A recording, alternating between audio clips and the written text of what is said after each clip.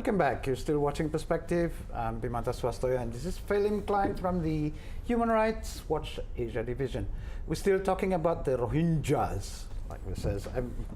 I've been asking, is it Rohingya? Is it Rohingya? Is it Rohingyas? But apparently Rohingyas. One thing that struck people, and a lot of my friends are also asking the same question, is that Rohingyas, ethnically, they're closest to Bangladesh Indians. And wouldn't it make more sense, rather than go to Malaysia, where it's far away, you listen, and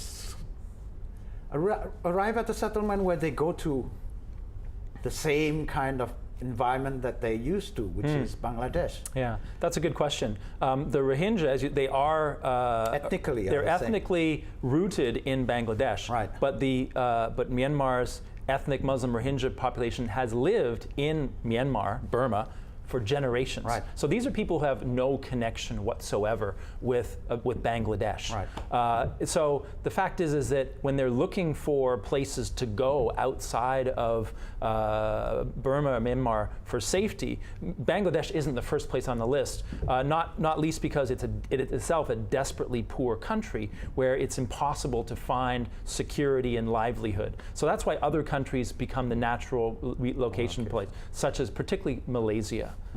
But that's where what I wanted to go through is why not support Bangladesh to support this population? Wouldn't it solve something? You know, as part of a longer-term regional solution to this, you know, that is definitely something that should be considered. The Bangladeshi government is a government which has, to a large extent, been left out of this this discussion. They definitely should have some responsibility in this and should be playing a role in this. And that's something that the Indonesian and Malaysian and Thailand government should be bringing up. Learning from the experience that we have with the boat people in the 80s, for example, is there one thing that you think should not be repeated in that sense? I think the one thing that we know shouldn't be repeated is don't wait. Don't turn a blind eye. Scramble your resources as fast as you can so that people don't die at sea or are subjected to gross abuses by their captors or their smugglers. And unfortunately, the fact is that we know as of yesterday that the Indonesian government, the TNI, the Navy, is not launching search and rescue missions. They are taking a very passive approach to dealing with these incoming boats. And that's something that's going to cost lives. The government has assured us, the Indonesian government assured us that actually search and rescue missions are ongoing. We are seeing no evidence of that. So either there's a policy disconnect or there is confusion in terms of how the Indonesian government is responding to this crisis. Either way, people are going to die unless the TNI responds in a very proactive manner. Right. Judging from the way it has happened, is like, where did most of the boat, they go to Malaysia, like you said. Have they mostly been found there, or?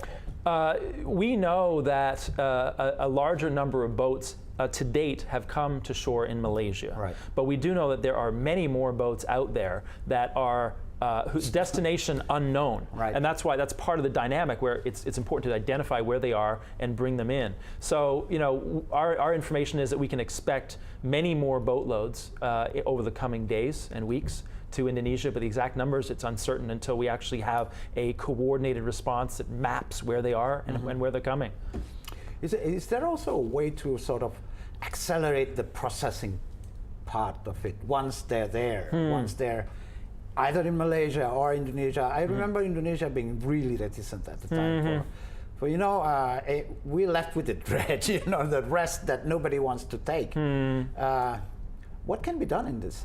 Well, I think that the Indonesian government and the Malaysian government have made clear that, you know, they want this problem solved within a year.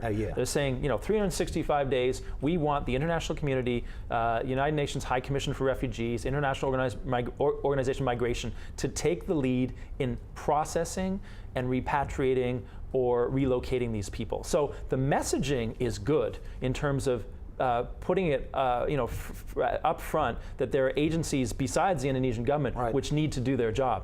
Now, unfortunately, we're dealing with bureaucratic organizations that don't always respond as quickly and efficiently as possible. But the fact is that since the government has prioritized speed as an issue, that is a very good starting point. And do you see any problems in differences of handling the way people handle between Thailand, Malaysia, and Indonesia, for example, the way they handle the refugees? Yeah, the key difference is the fact that the Thai government in particular has been completely irresponsible in shouldering any responsibility for these boats. To a large extent, the reason why so many of these boats are coming toward Malaysia and Indonesia's shores is because they've been pushed back by the Thai military. And I think it's worth noting that in Kota Kinabalu, when the foreign ministers of Malaysia and Indonesia spoke about the plan to help the Rohingya boat people, there was no Thai foreign minister there. So only since then, in the last day or so, have the Thais spoken up and saying, yes, we are going to help too. But there's still a lot of confusion and lack of clarity as to exactly what Thailand is going to do. So this is something that the Indonesian and Malaysian governments should be extremely concerned about, the fact that Thailand is not shouldering its share of the burden. Yeah. And what do you think will happen, for example, if somebody is actually classified as a refugee and not an economic migrant, who says, who's going to take them?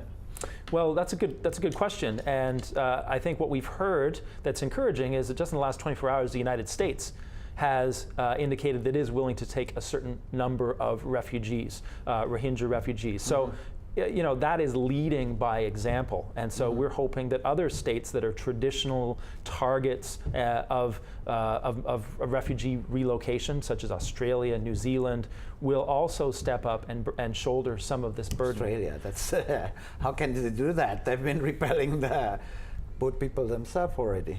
Yeah, obviously, you know, there are policies within some of these traditional relocation, repatriation countries which run counter to relocation of refugees and asylum seekers. But given the scale and the intensity of this regional humanitarian crisis, you know, we really hope that all states will help to shoulder a fair share of this burden. It shouldn't fall entirely on Indonesia, Malaysia, or Thailand. This should be shared. Well, when you're talking about coordination, because there's Indonesia, Thailand, Malaysia, for example, that's already a lot of sides. And then you add up the international organization. Who should take the lead in this case?